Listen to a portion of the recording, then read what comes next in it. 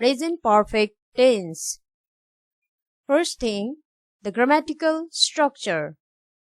It looks like subject plus has have plus V3.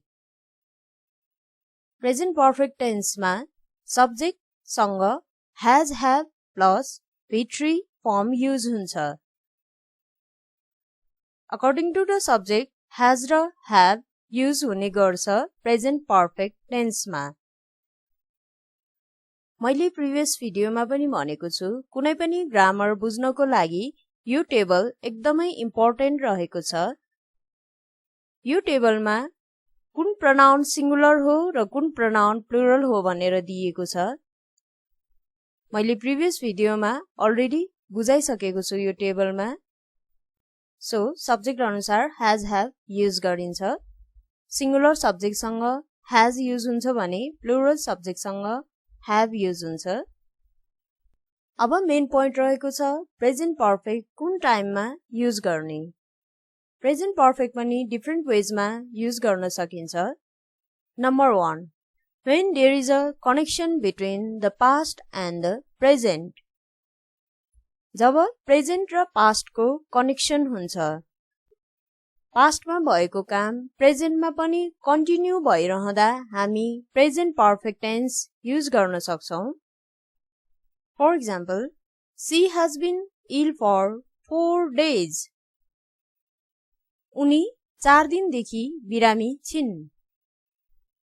ऊ past डेजमा पनि बिरामी थियो र प्रेजेन्ट टाइम अहिले पनि ऊ बिरामी छ भने यस्तो कन्डिसनमा हामी प्रेजेन्ट पर्फेक्ट टेन्स युज गर्न सक्छौं. Next example, they have been married for 10 years. उनीहरू विगत 10 वर्षदेखि म्यारिड थिए र इट मिन्स अहिले पनि उनीहरू म्यारिड नै हुन्. यो सेन्टेन्समा हेर्नुस् त, they have. they plural pronoun हो भने प्लुरल प्रोनाउन सँग प्लुरल वर्ब युज हुन्छ. यहाँ has सिंगुलर वर्ब हो भने have प्लुरल वर्ब हो. So they have. I, we, they, you सँग have युज हुन्छ. he, she, it सँग has युज हुन्छ. फर्स्ट सेन्टेन्समा हेर्नुस् त, she सँग has युज गरिएको छ. she has been. प्रेजेन्ट इम्प्याक्टको केसमा पनि हामी प्रेजेन्ट पर्फेक्ट टेन्स युज गर्न सक्छौं. इट मिन्स पास्टमा गरेको एक्सनले प्रेजेन्ट टाइममा इम्प्याक्ट गर्नु. Present impact. पास्टमा भएको कुनै पनि एक्सनले प्रेजेन्ट टाइममा पनि इम्प्याक्ट गर्छ भने यस्तो कन्डिसनमा हामी प्रेजेन्ट पर्फेक्ट टेन्स युज गर्न सक्छौं. For example, I've lost my phone. तपाईले पास्ट टाइममा फोन हराउनु भयो भने त्यो फोन हराएको एक्सनको इम्प्याक्ट अहिले प्रेजेन्ट टाइममा पनि रहन सक्छ. इफ हामी जो कसैले पनि आफ्नो मोबाइल फोन हराउँदा हामी स्याड हुन्छौं, अपसेट हुन्छौं, त्यो इम्प्याक्ट प्रेजेन्ट टाइममा पर्यो जुन पास्ट टाइमको एक्सन थियो. I have eaten too many ice cream and now I got cold. मैले पास्ट टाइममा धेरै आइसक्रिम खाएँ जसको इम्प्याक्ट प्रेजेन्ट टाइममा परेको छ. मलाई चिसो लागेको छ. पास्ट टाइममा धेरै आइसक्रिम खाँदा प्रेजेन्ट टाइममा चिसो लाग्नु.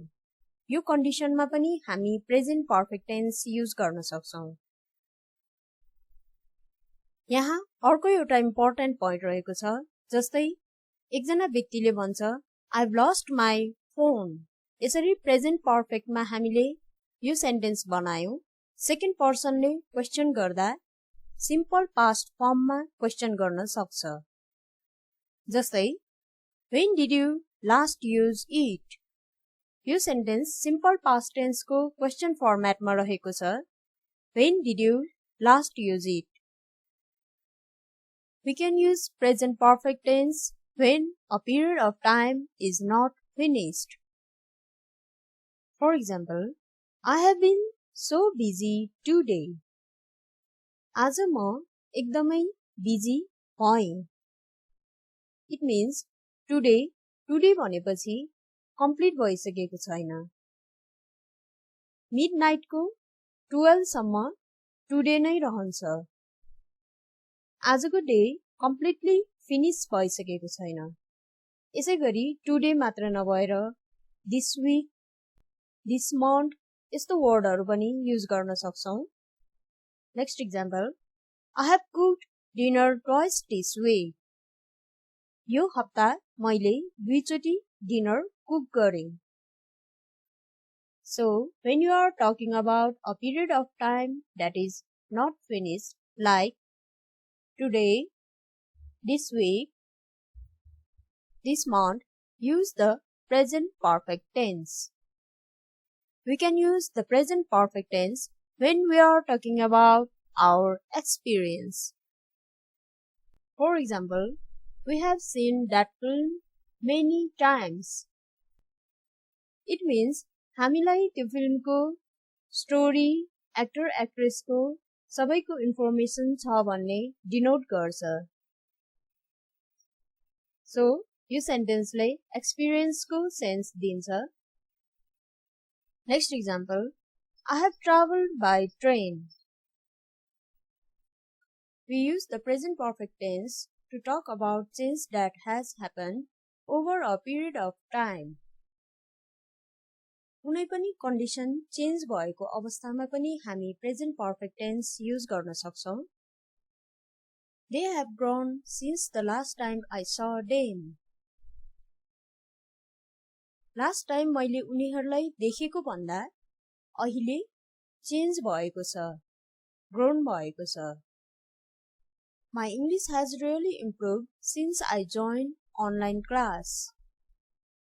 We can use the present perfect tense on completed action that you are expecting.